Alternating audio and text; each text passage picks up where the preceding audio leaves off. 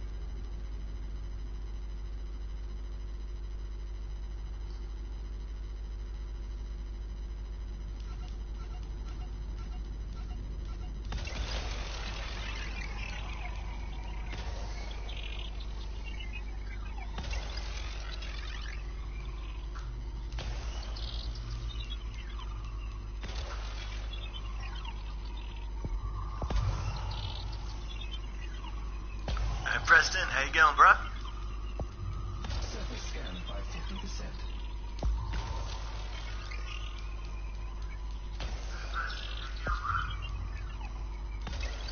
Surface scan complete.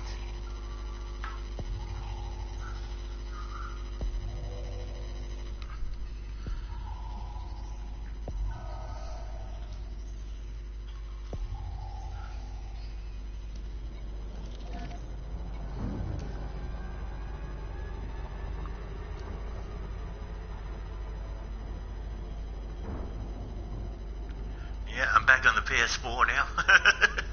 Well, I'm down in Brisbane, so yeah, back on my PS4, which I took down to Brisbane for Christmas because I got the PS5 for my birthday earlier. So, but yeah, back on PS4.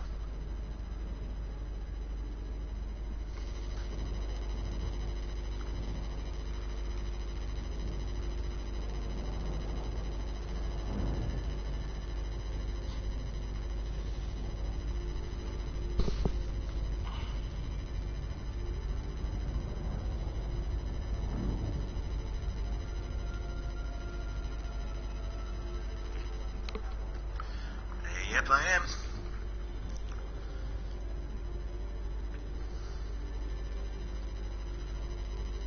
I got to get used to, the smaller controller and no camera.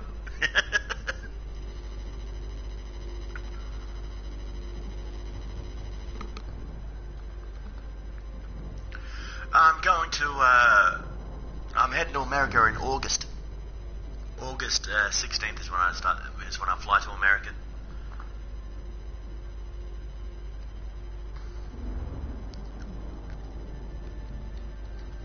So I said I'll make a few. Obviously, you know, I'll make a few videos like a few days before, and I said I'll try and get some videos done while I'm at the airport waiting to fly and all that stuff. So.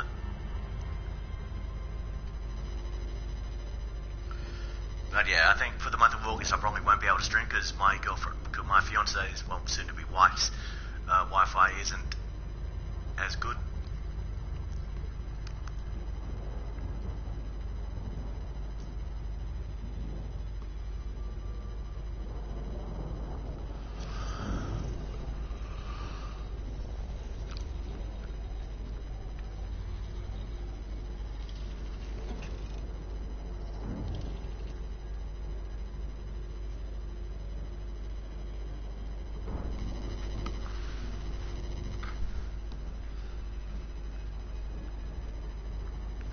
I'm going to try and sit somewhere where I'm not getting the reflection of the sun because it's bouncing up off the table and into my eyes.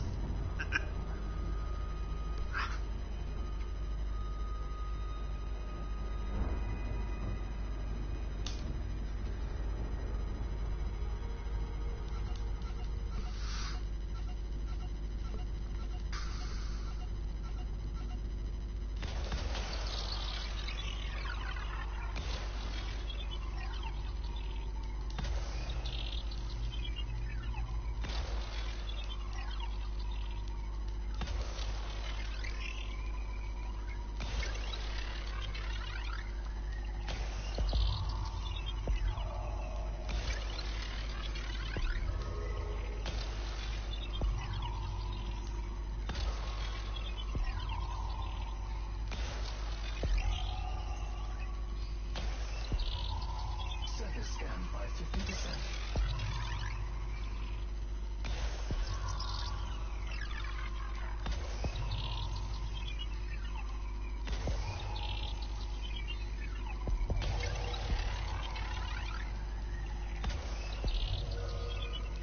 Surface scan complete.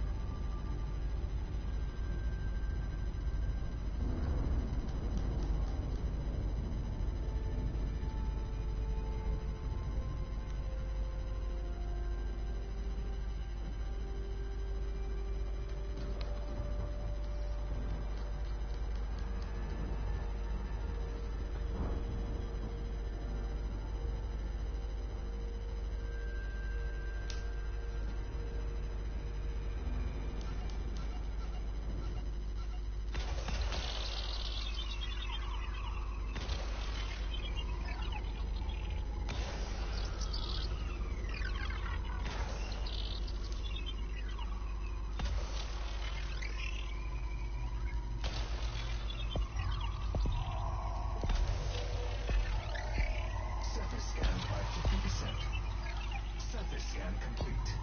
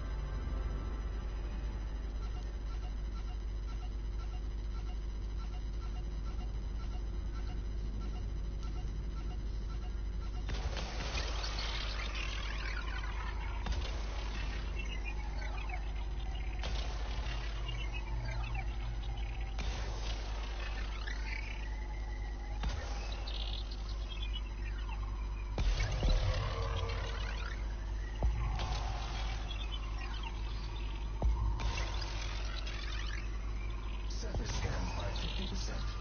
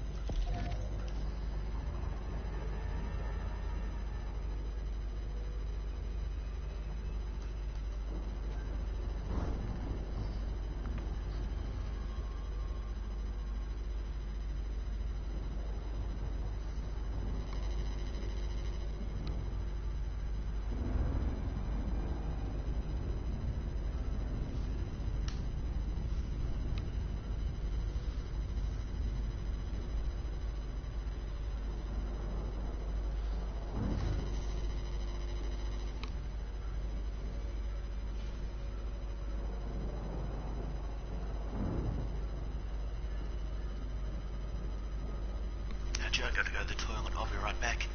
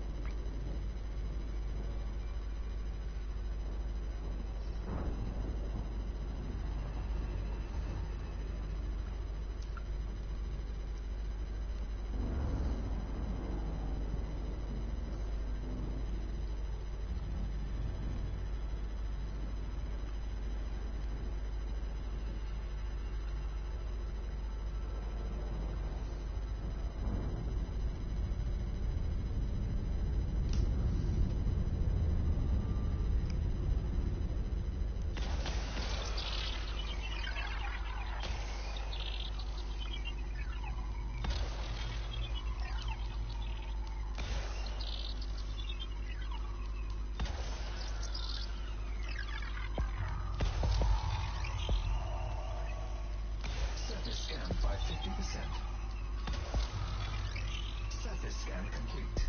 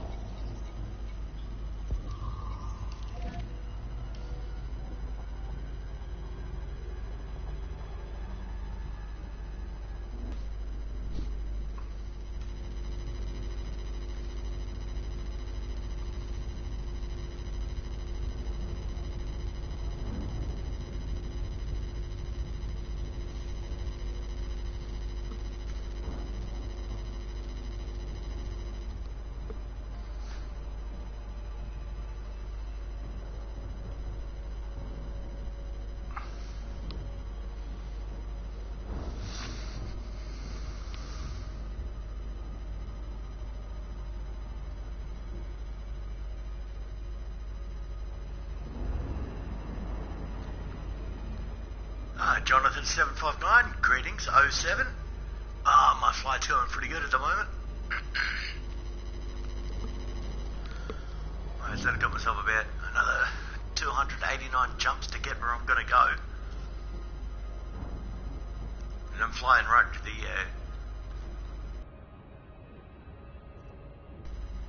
I'm flying right to the Eta Canada Nebula. Actually, I'm going to fly right into that, so...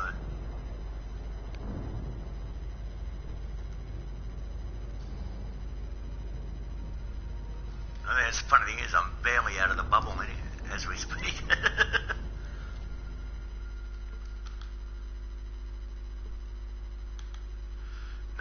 No goids, man. Like I said, well, I think because I'm on console, I don't have to worry about the goids.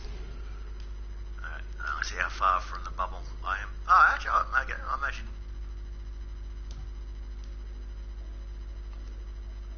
I said I'm slowly but surely making my way out of the bubble, as you can see.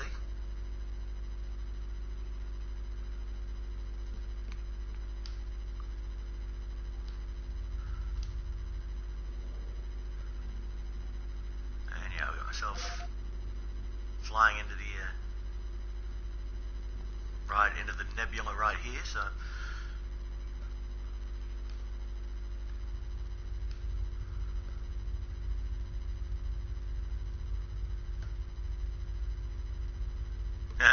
oh, you're still in the bubble?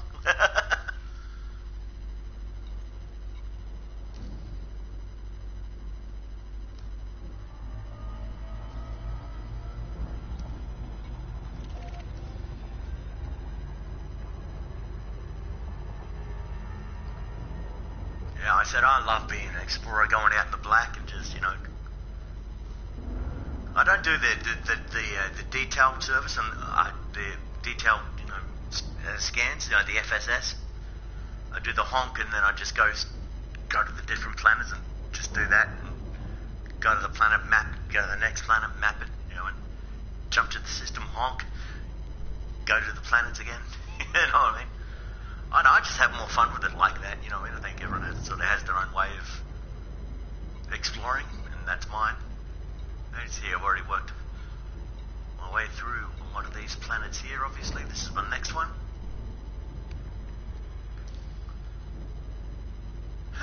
Yeah, it's been has it?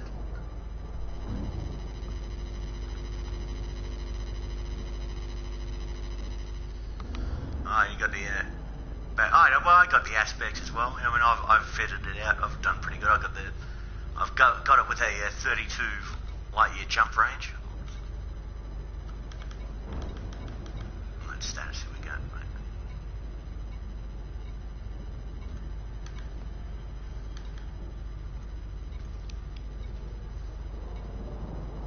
There you go. Yeah, I've got a 35.7 light year jump range on the ship, so I'm happy with it.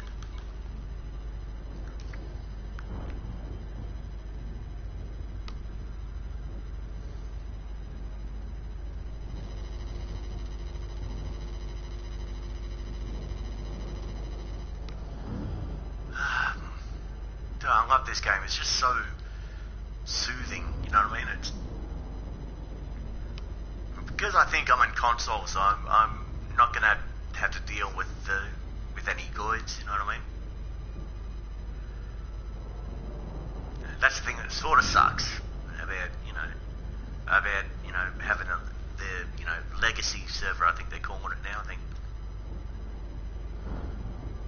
Oh, now just 2 away from 400. Oh yeah. I said I don't know what I'm going to do when I hit that 400. I think I might do.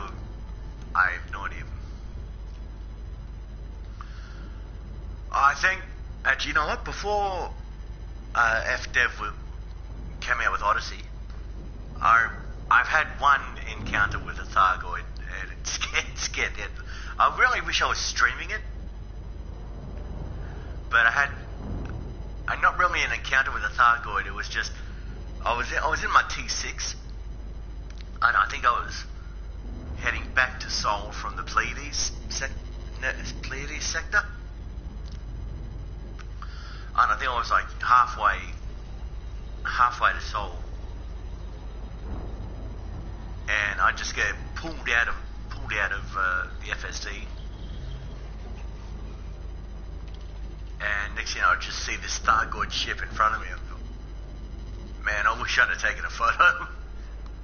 I wish I'd have done something, but yeah, that was my first and only encounter with a Thargoid, and no, I just remember noping out of there as fast as I could.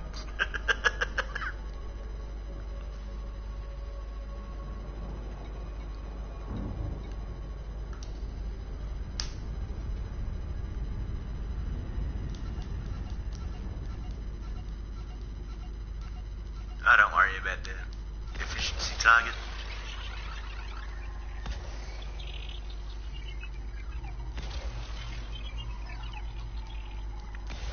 Yeah, you get that permit for Sol, man. That's just something incredible to see.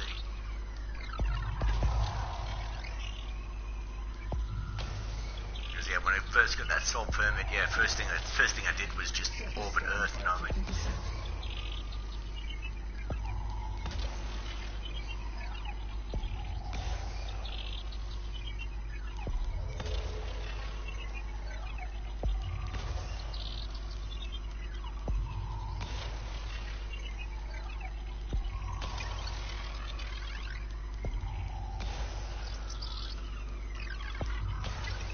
Right now I'm just sort of mapping the planet.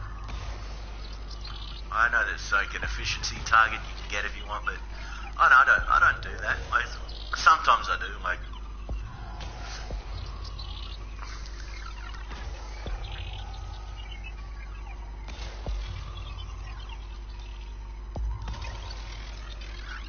you can get the efficiency target, or you can just make sure the probes map literally every single square inch of the planet. Surface scan complete.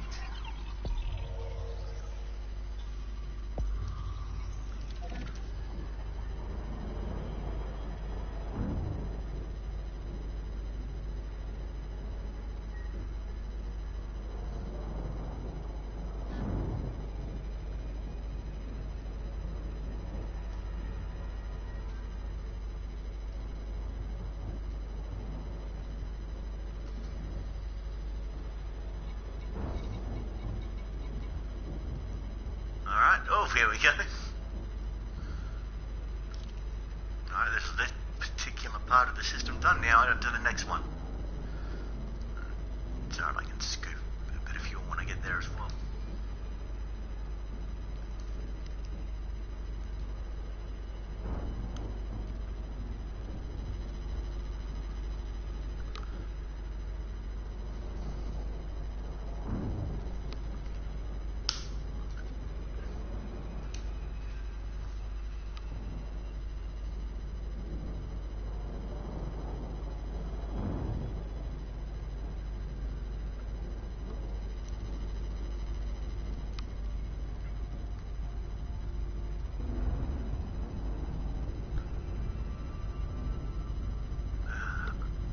I love the background music as well. When there's just something really cool about the background music as well that you're listening to.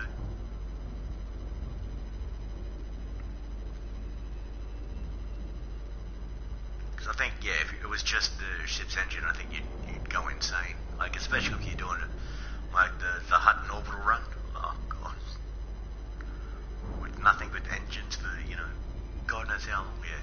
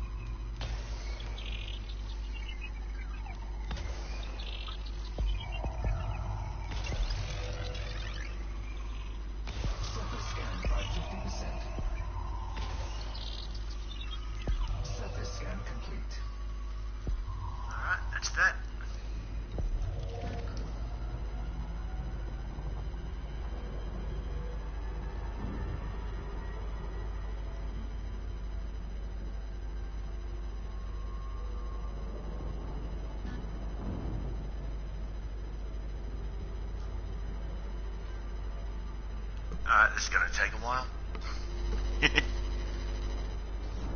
I'm gonna go get a drink. I'll be right back.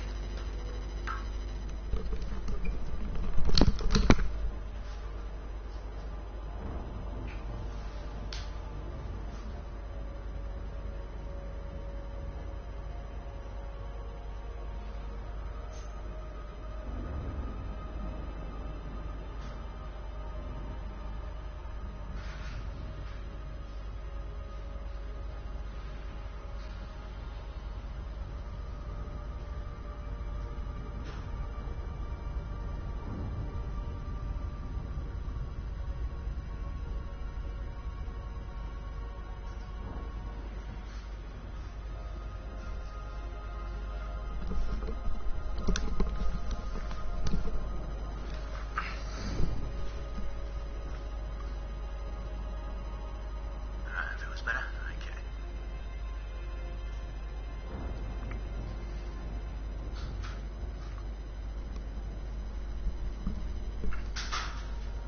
Good.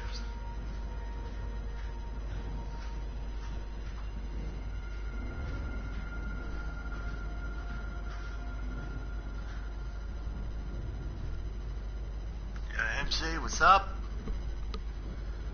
Good to see you coming back, dude. Yeah, as you can tell, I'm back on the PS4.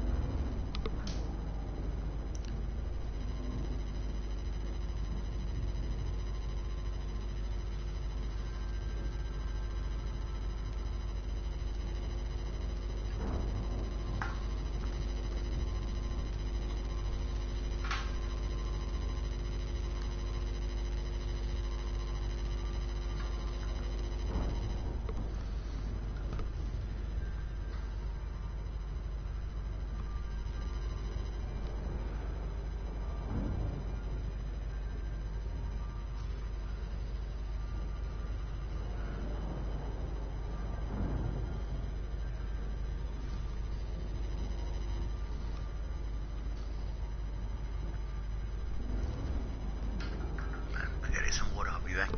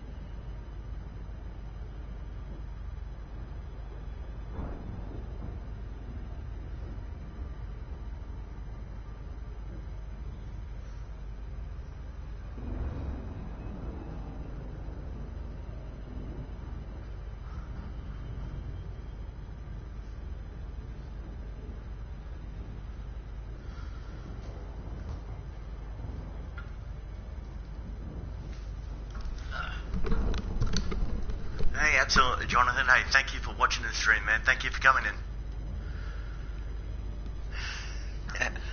07, Jonathan, 07, my friend.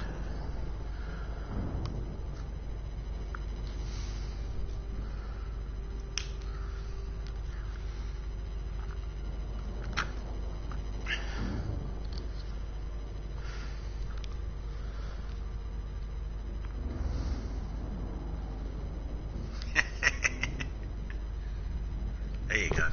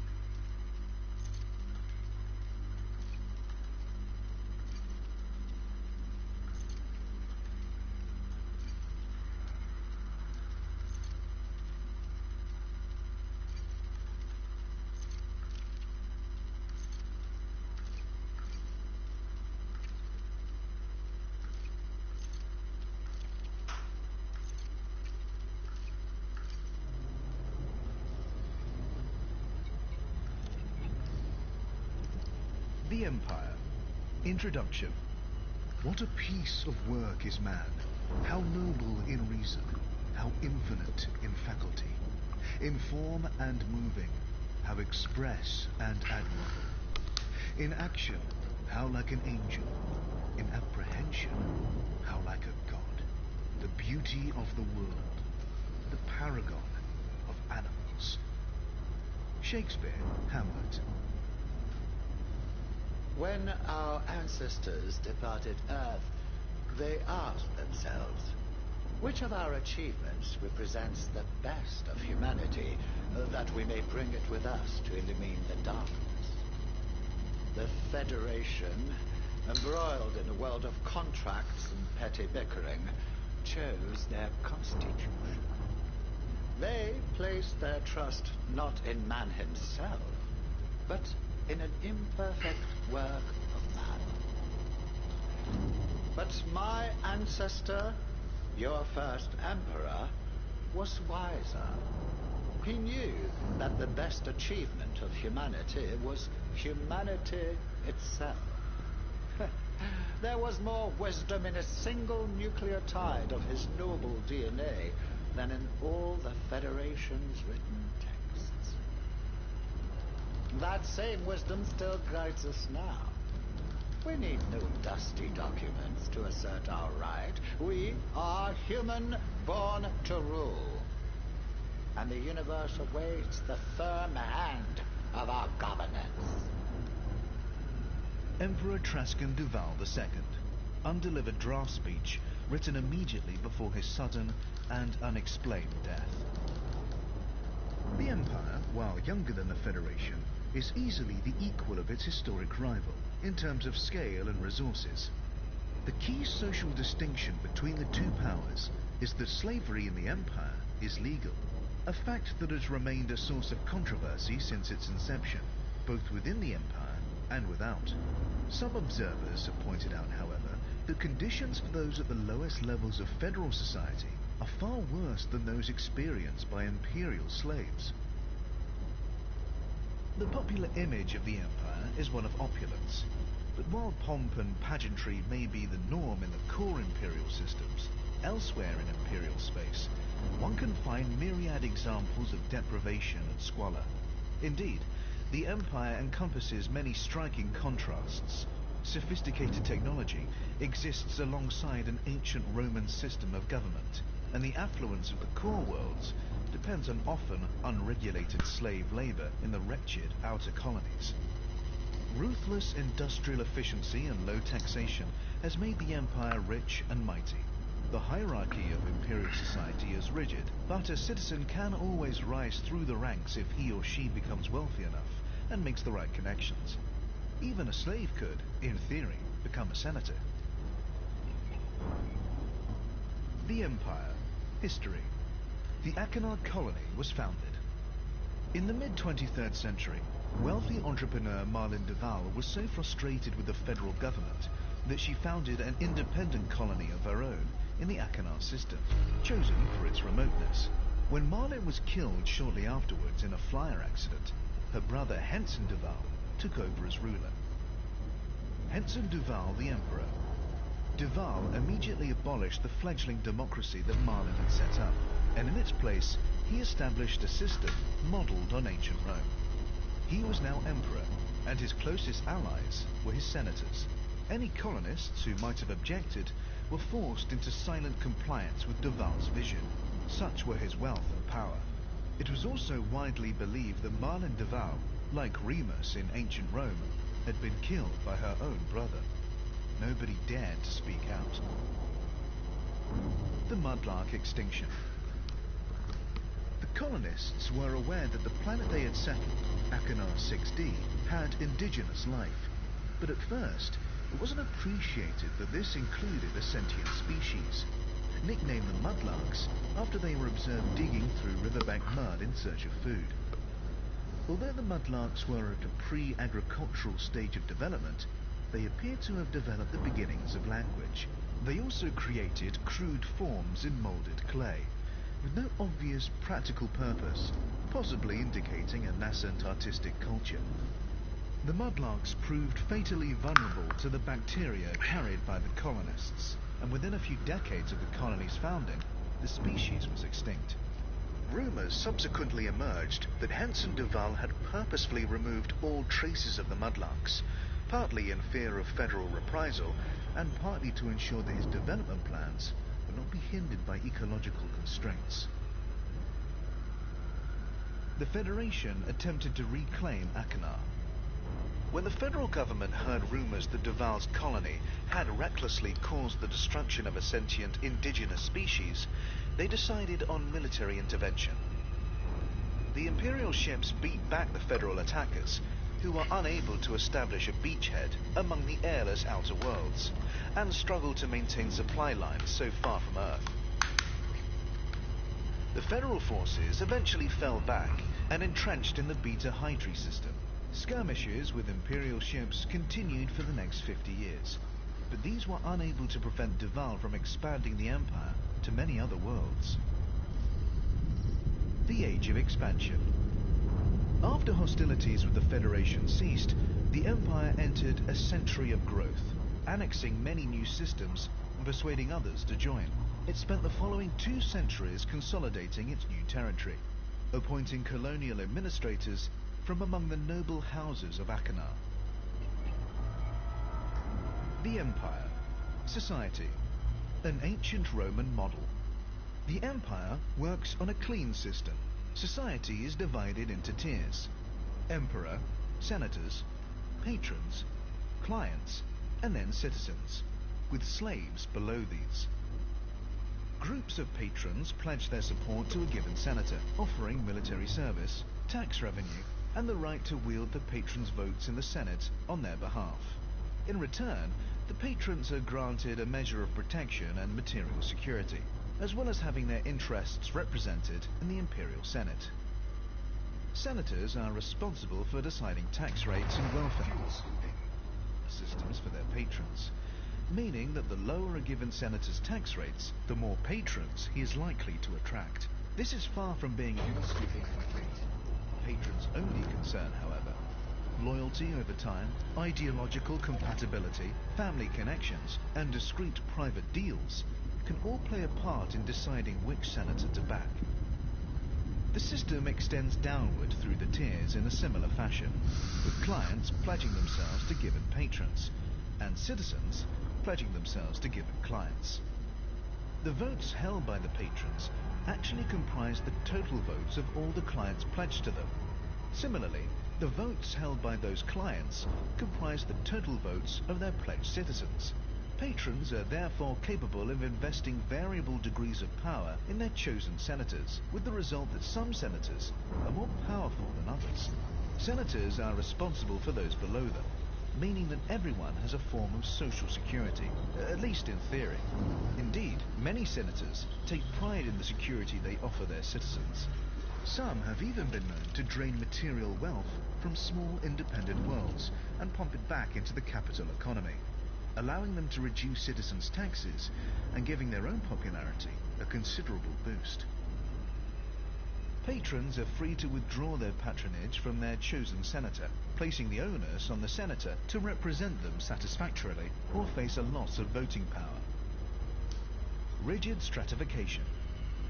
The division between social classes is formal, unambiguous, and strict. But there is a clear path to advancement. A person can pay a fee and petition for admittance to the rank above. In this way, slaves can become citizens too. The law is not the same for all. Senators have a responsibility to enforce the law, and they must obey the emperor's decree, but are otherwise above the law. A senator can even carry out executions personally, with little, if any, fear of consequence. Surface scanned by 50%. The Empire. Military. The Imperial Navy. Maintaining a modernized navy has always been a top priority for the Empire. The ever-present threat posed by the Federation has driven previous emperors to empty the coffers again and again, for fear of being outstripped in the arms race. More recently, funding has come from wealthy individual senators, many of whom are all too eager to gain influence within the Navy. Indeed, it has been claimed that devastating planetary mining has been carried out in order to further this cause. The Facisi system is arguably the most significant Imperial naval base. Many officers are housed on the world of Topaz, while Peter's Reg is home to the training centers. As well as the battle fleets, the Imperial Navy maintains a subdivision dedicated to exploring the fringes of known space. The Emperor's Own. Genetic engineering is not officially tolerated in the Empire, but it does sometimes take place. Surface scan complete. One notable example is the Emperor's Own, a group of genetically engineered super soldiers deployed during the shock invasion of Mansfield Colony in the Leadler system in 2959. They proved brutally efficient, overrunning the Federal defenses in a mere 2 hours and inflicting a rare defeat upon a Federal Gurkha regiment.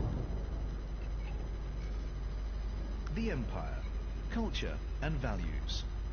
The human body represents perfection. This belief, once held with mere religious intensity, still forms the bedrock of the Empire's culture and morals. Genetic modification is frowned upon, but a degree of genetic correction is known to take place. supposedly to correct defects such as vulnerability to certain diseases. The belief in the sanctity of the human body originates with the first emperor, Henson de Val. While he did not claim to be literally descended from the gods, in the manner of Roman emperors of old, he declared that his own image was the paradigm to which others ought to aspire. Households across the empire were required to display a statue or bust of the emperor in a place of honor. Imperial citizens are therefore expected Surface scan by 50%. to shun habits that corrupt or defile the human body, Surface scan complete. such as excessive indulgence in narcotics. The ownership of slaves, by contrast, is tolerated in the same way that the ownership of any beautiful work of art is tolerated. Mistreatment of slaves is thus akin to vandalism. Keeping one's own body in peak condition and adorning it with jewels and expensive clothes is not vanity, but duty. And owning well-treated slaves is also considered a sign of good character. The Emperor's word is supreme. The Emperor's successor is decided by the Senate, although the de Val dynasty has such a strong power base that the imperial throne has only ever been occupied by members of that bloodline. For generations, genetic selection ensured that the Emperor's heir would be male, and the current ruler, Arissa Lavinie de Val, is the first woman to hold the throne. Marlene de Val is sometimes described as the Empire's first female ruler, but this is incorrect. The colony she founded was a democracy. Honor is everything. The value placed on honor is a constant throughout all tiers of imperial society. Honor can be lost through various means, including leaving debts unpaid, failing to respect a superior or provide for a dependent, breaking a solemn vow, conducting combat with cowardly weapons such as nerve gas, and defiling one's own body. Slavery is acceptable, but slaves must be well treated. In the Empire, it is not uncommon for the poor and disenfranchised to sign up for a period of military service in exchange for a small sum of money. A similar logic applies to imperial slavery, to the extent that someone might sell themselves into slavery to clear a debt and restore their honor. Selling oneself into slavery is a straightforward legal process and results in a guaranteed sum of money for one's family, so it is a popular option for the desperate. In practice, however, many find that it takes much longer than expected to clear their debts. People are also forced into slavery against their will. Sometimes a senator will sentence a person of lower rank to be stripped of citizenship and designated as a slave. But it is more common to impose a fine of such magnitude that the citizen has no recourse but to sell his or herself into slavery. Slaves may also be taken prisoner following a conflict, abducted from their home, or even captured in a hijacking. While trading slaves is lawful everywhere in the Empire, except on Emerald, taking new slaves outside of wartime is illegal, without the blessing of a senator. The Empire. Diplomatic relations. The Federation. Resentment of the Federation runs deep in the Empire. The superpower is remembered as an oppressive, interfering force that hypocritically avoids inflicting the slightest harm on non-human life, but thinks nothing of forcibly imposing its values on its fellow humans, and lacking the freedoms and social customs that the Empire values so dearly. While open hostility has frequently been the case in the past, the current situation is one of grudging coexistence, beneath which mistrust simmers. Despite this antipathy, the Empire cooperated with the Federation in a series of Surface scan by 50%. joint initiatives against the Thargoids in the early 3300s. The Alliance. When the Alliance was founded in 3230, following a bitter conflict with the Empire and the Federation, multiple systems defected to it from both superpowers. To the surprise of many, the Empire took very little further retributive action, partly because of the ill health of the Emperor of the time, and partly due to a belief that the defecting systems would return to their natural home, sooner or later. The Empire's current attitude to the Alliance is one of studied contempt. To recognize it as a threat would be too much like showing respect. Surface scan complete. Internal politics. Unsurprisingly for a society so concerned with rank and influence, the Empire contains a multitude of feuding power blocks. In particular, there is a good deal of bad blood between the various noble houses, whose values range from hardcore traditionalist to staunch reformist. The Imperial Senate is no longer as overshadowed by the Emperor as it once was, and has gained sufficient strength to act as a counterbalance to the Emperor's political will. The individual character of the Emperor still determines the Empire's overall direction, however, and the suggestion that the Empire should evolve out of its old ways has proven deeply divisive. The Federation. Introduction.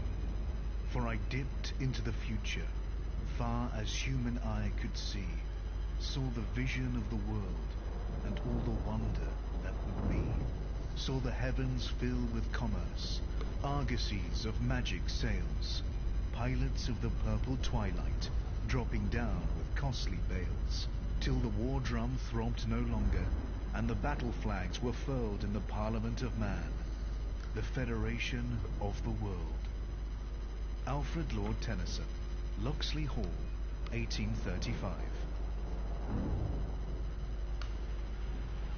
How then to attempt the impossible task of summing up the Federation? We are the ones who draw the lines. Our forefathers, who lived through the bitter anguish of global wars, drew a line under them and declared, no more. We enshrined the rights of all citizens in our Constitution, underlined them, and signed. We plotted the lines that first linked the star systems, bringing humanity to the shores of new worlds, opening the way to interstellar trade. And when humanity itself, in the exuberance of youth, threatened the delicate balance of alien life, again we drew a line. Thus far let us lawfully tread, and no further.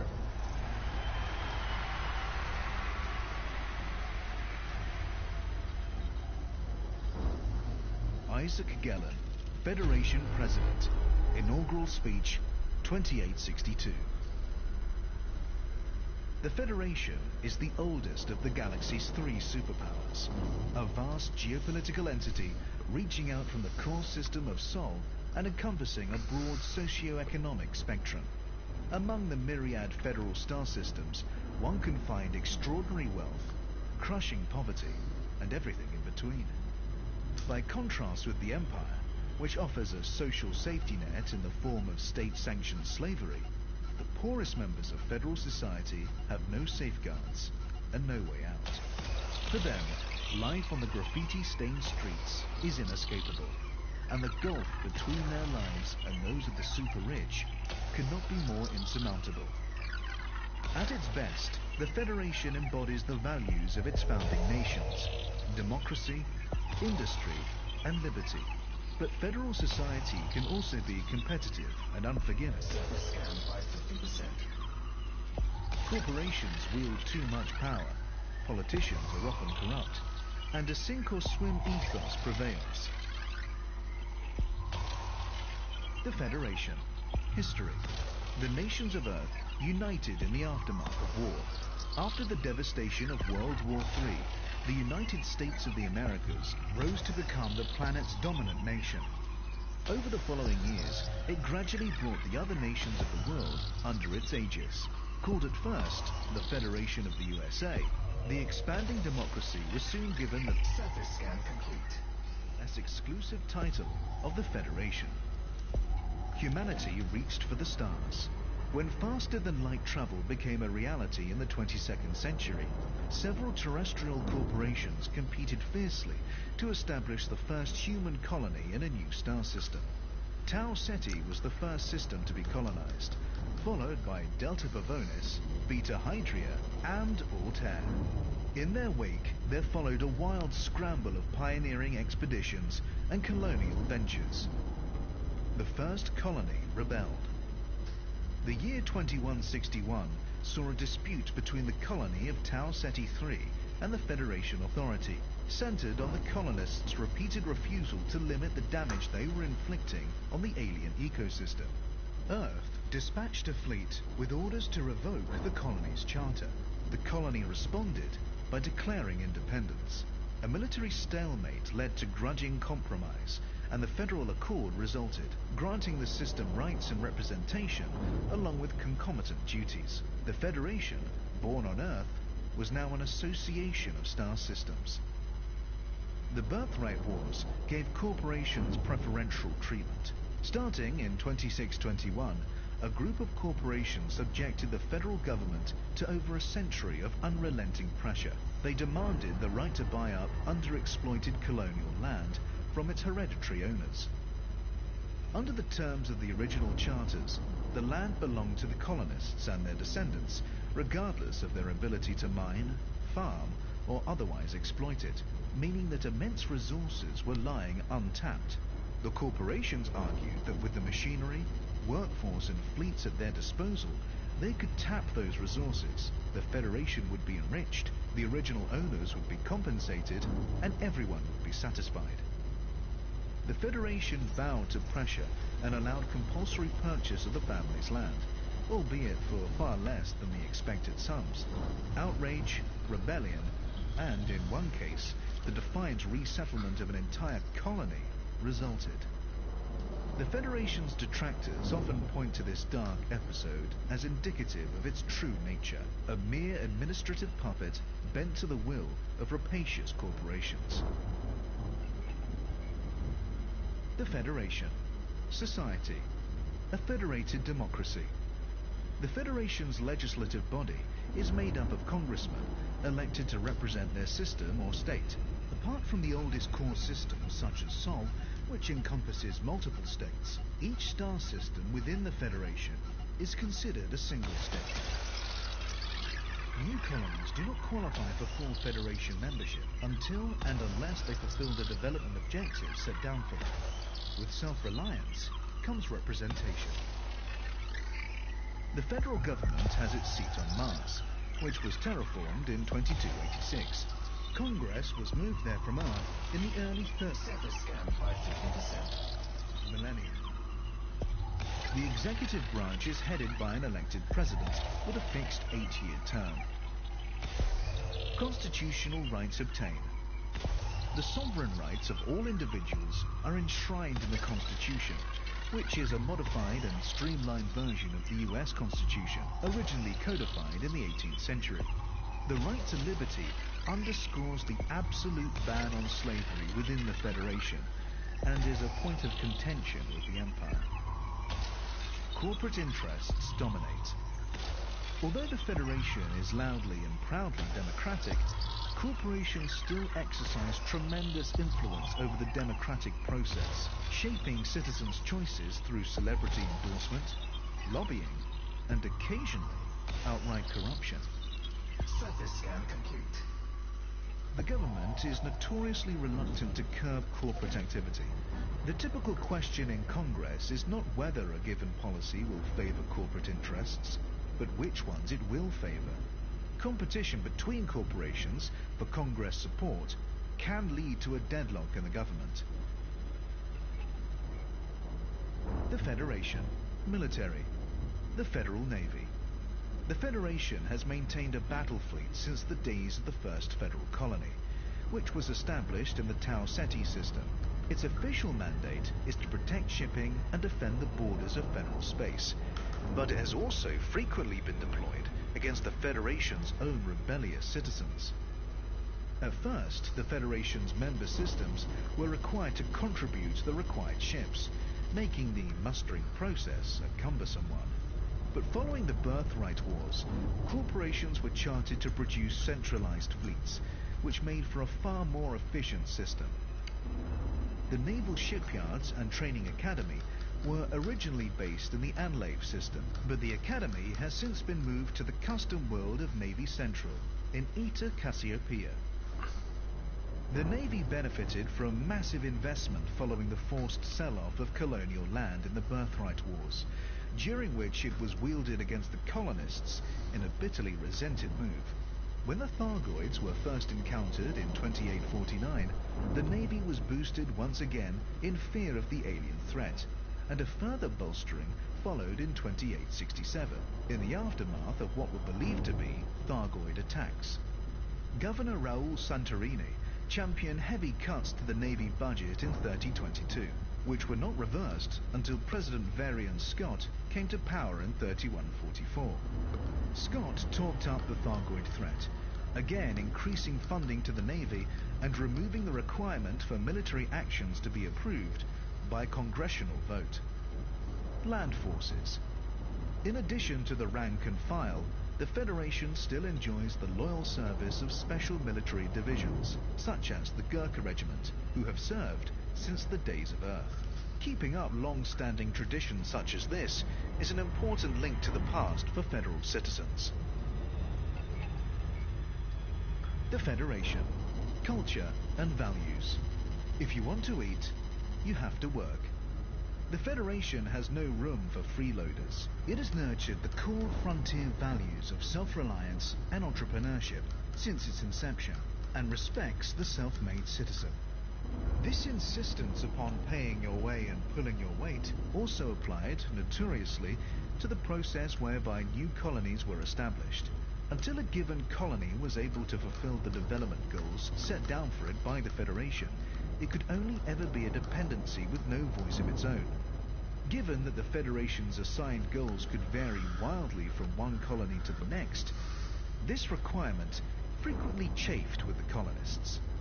While the Federation maintained that it was simply exercising flexibility, since no two worlds were the same, some colonies were tempted away to the Empire by the promise of being recognized as sovereign without having to jump through arbitrary hoops. Corporations took humanity into space. The Federation has never forgotten the role played by private enterprise in the initial migration from Earth. Corporations enjoy substantial freedom and influence under the Federation, so much so that it often seems they are the powers truly running the show. Federal citizens can be as passionately loyal to their corporations as they would be to a family or clan group, and it is common for successive generations of a given family to serve the same corporation. Harvest the limitless riches of space, but respect non-human life. The Federation and the Empire have hugely differing views on the primacy of humanity in the cosmos. While the Federation insists that its colonies treat indigenous non-human life with care, the Empire typically takes a more human-centric approach. This attitude has allowed the Empire to poach several developing Federation colonies who felt themselves hamstrung by ecological regulations. Wealth is freedom. Federal citizens actively embrace corporate culture, expressing their identity through brand choices and media consumption. The Federation. Diplomatic relations. The Empire. In 2292, Surface scanned by 50%. a group of colonists established a settlement on Akanar 6D, chosen for its remoteness. The original intent was merely to live free from interference, but autocrat Henson Duval rapidly took control of the colony and had himself proclaimed emperor.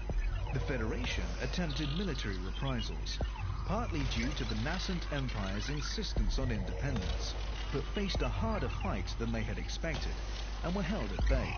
Over the next 50 years, the empire expanded to many other worlds. The Federation's relationship with the Empire is one of entrenched mistrust, stemming from irreconcilable ideological differences, mollified somewhat by the corporations, which have a presence in both territories, and thus act as a stabilizing influence. Outright hostilities between the powers, when they occur at all, are usually conducted through proxy forces. Surface scan complete. The Alliance. In 3228, the federally aligned corporations supplying the Alioth system attempted to raise their prices, leading to a citizen rebellion. Several independent systems assisted the rebels. Neither galactic superpower was able to suppress the revolt. The Empire was too far away to intervene effectively, whereas the Federation was hampered by unexpected public sympathy for the rebels. The Alliance of Independent Systems, founded on Alioth in 3230, drew in new members over the next 20 years. Some were already independent, while others defected from the Federation or Empire. In order to keep more worlds from defecting, the Federation was forced to reform the process, whereby colonies could achieve full federal membership. So far, it has only managed to slow the loss of worlds to the Alliance, and has yet to tempt any back. The Alliance. Introduction. Rise, like lions after slumber, in unvanquishable number. Shake your chains to earth, like dew which in sleep had fallen on you. Ye are many, they are few. Percy Bysshe Shelley, The Mask of Anarchy, 1819. I've read your speech a dozen times, Nick. Surface scan by 50%. Can't use it. Surface scan complete. Or we could sound off about self-rule and freedom from tyranny and the dignity of the working man/woman. And the young hotheads would lap it up like they always do. I'm not saying we don't need that stuff. But we mustn't forget it's just marketing. A shiny wrapper. It's not enough. If we're going to make the Alliance of Independent Systems happen, Orbital flight engaged. we need more than tub-thumping speeches from a war hero. We need to show our people that the damn thing can work. I want spending plans, dividend forecasts, surveyors' reports. I want data so dry you don't need to believe in it. The people are tired and heartsick. They've been sold dreams too many times by both sides, so let's not try to sell them anymore. It's time to wake up. Private communique from Meredith Argent to Mick Turner, founders of the Alliance. The Alliance is the youngest of the galaxy's 3 superpowers, and is perhaps best understood in terms of what it chooses not to be. It rejects both the extreme capitalism of the Federation and the rigid hierarchy of the Empire, choosing instead a third way of voluntary association for mutual benefit. The desire for freedom from interference, both from external threats and internal bureaucracy, was the key motivation behind the Alliance's founding, and is enshrined in its Articles of Association. The governments of the member systems are given as much autonomy to create their own laws and administer their own affairs as possible. The right to political self-determination and cultural self-expression are essential to the Alliance, but it remains to be seen whether the ultimate result will be stable harmony or a cacophony of dissenting voices. Every Alliance member knows that alliances have been made before, many times over, only to collapse. The Alliance. History. Alioth was colonized. The crucible in which the Alliance was forged was Alioth, a system so rich in gas and mineral resources that early surveyors considered it a stellar El Dorado. When the Federation established its first colony on Alioth 5b in 2452, they gave the planet the less grandiose name of Fruitcake, as mineral deposits lay in the loamy soils as abundantly as raisins in cake. Later, commentators would reflect, bitterly, that the world was well named, because everyone wanted a piece. A conflict over mining rights drew in the superpowers. Alioth's prosperity soon attracted corporations eager to support the developing system in exchange for a share of the profits.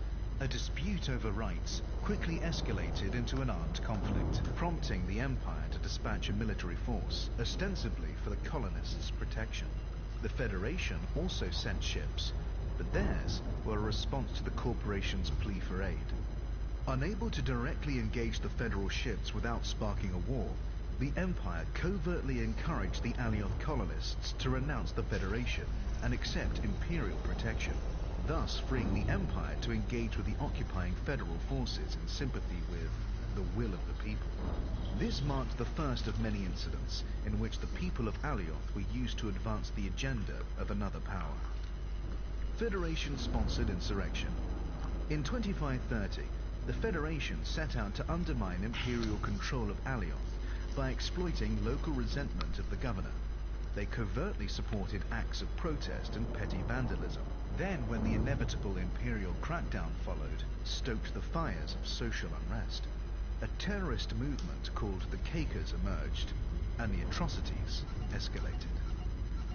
The years that followed saw a protracted and degrading series of proxy wars and cynical propaganda campaigns as the federal, imperial, and corporate powers all contended for Alioth. The system made an abortive attempt to establish its independence in 2617, resulting in a short-lived cooperation between the Empire and the Federation, neither of which were willing to allow this. The Revolution. In the early Fourth Surface scanned by 50%. both the Federation and the Empire had a presence in the Alioth system. Fruitcake, now known as Gordon World, was a federal protectorate, while the Empire had earlier conducted terraforming experiments on the world of New California, and also held gas mining platforms in the system. The federal corporations supplying New California had raised the prices of their goods several times in the previous years, and when they imposed yet another price hike, the planet's inhabitants revolted. In the insurrection that followed, rebels commandeered any available ships and headed out to the gas mining platforms, where they attacked the outpost's corporate employees. Alarmed, the Empire and the Federation dispatched ships to put down the rebellion, but were beaten back by a hastily assembled force made up of fighters from Alioth and, crucially, volunteers Surface scan complete. from nearby independent systems. Neither the Empire nor the Federation were able to gain a foothold, and eventually both forces had to withdraw. The Empire faced too many logistical problems fighting so far from home, while the Federation's efforts were undermined by public sympathy for the rebels. An alliance was brokered. The victory in Alioth had proven that independent systems working together could hold their own against the superpowers. It fell to pilot Mick Turner and scientist Meredith Argent to ride the wave with public spirit and propose a permanent alliance, under whose aegis independent systems could enjoy freedom from imperial and federal interference. The alliance was founded in 3230, and in the next 2 decades, it expanded its membership to more than 20 systems, some defecting from the Federation and the Empire, others pledging as independents. The Alliance. Society. Many worlds, few rules, no overlords. The Alliance's Articles of Membership are designed to unite the member systems with strong, straightforward bonds that allow as much self-determination as possible. Membership guarantees mutual prosperity through guaranteed free trade and security through the Alliance Defense Force, while leaving much of the business of government to the individual members. The Alliance Assembly acts as a central arbitration committee, helping to settle disputes between member systems. It also oversees formal arrangements between members, such as treaties, research goals, and mutually agreed policies. As no one system can be allowed to carry more weight than another, the Assembly frequently finds itself bogged down in endless back-and-forth negotiations. Getting them to agree on anything is a task often compared to herding linglangs, notoriously ill-tempered carnivores from the Achenar system. A body of civil servants who remain uninvolved in politics handle most of the day-to-day administrative work that enables the Alliance to function. Conditional autonomy for member systems. Alliance members are required to subscribe to and uphold a code of human rights, and to have a democratically elected government. Citizens of any member state have a right of freedom of movement and residence within any other member state. Furthermore, all member systems are obliged to give immediate military assistance to any fellow member when necessary. The Alliance. Military. The Alliance Defense Force. While each Alliance member system maintains its own navy, all members are required to commit ships and crew to the Alliance Defense Force. This rapid response group usually remains within Alliance space, and its tasks vary from providing a beleaguered system with military assistance to evacuating settlements hit by natural disaster. A 6-member Council of Admirals oversees the Alliance Defense Force. It is accountable to the Assembly, but does not require its approval before taking action. This freedom of decision-making prevents urgent military action being delayed by tedious debate. The Alliance. Culture and values. Cooperation, mutual aid, tolerance, and respect. The values that bind the Alliance systems also hold true on an interpersonal level. Just as the different worlds of the Alliance formally recognize one another's legitimacy and value, individuals are generally reluctant to show prejudice against others, and will band together to help those in genuine. System scan complete. Alright, that's the system scan. Alright, I'm going to end the stream after I finish Members mapping of the here. Alliance are not obliged to conform to what they consider the Like I corporate said, thank you so much for separation of watching, federal thank you policy, so much for or liking, the thank you status so much of for said subscribing. I might prospering just imperialists. pause the one there. Alright, someone liked again. Thank you so much for watching, thank you so much for liking, thank you so much for subscribing. Like I said, I love this game, I love chatting with you guys, I love getting, new fans onto the channel.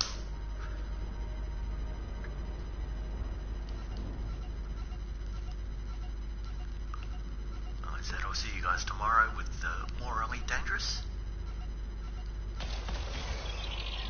I figure I'll just,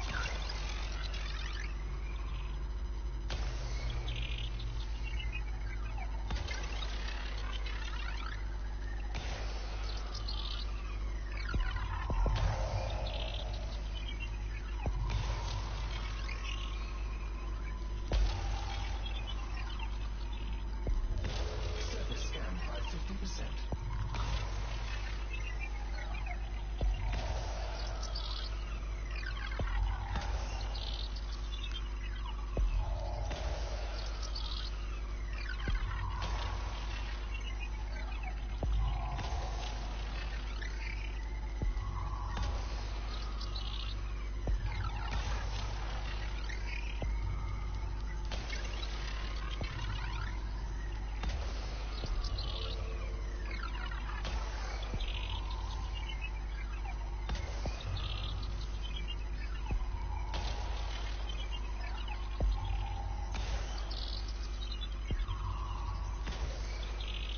Surface scan complete.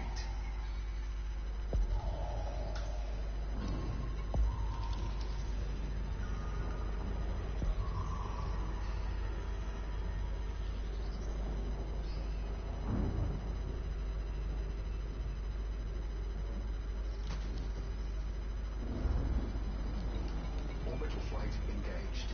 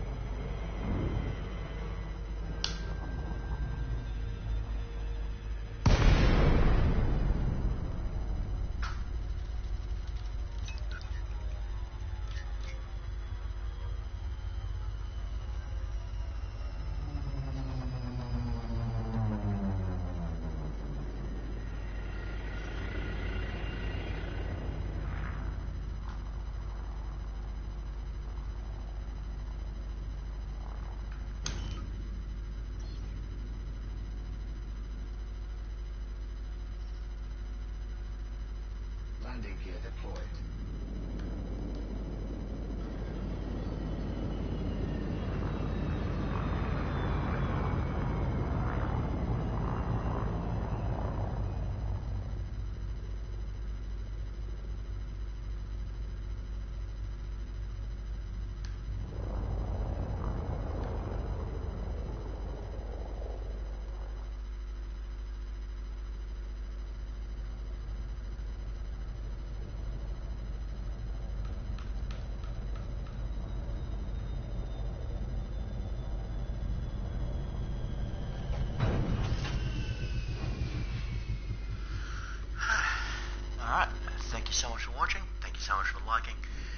so much for subscribing. Until tomorrow, this has been your boy, Eldo Cans, Eddie2, saying work hard, be good to each other.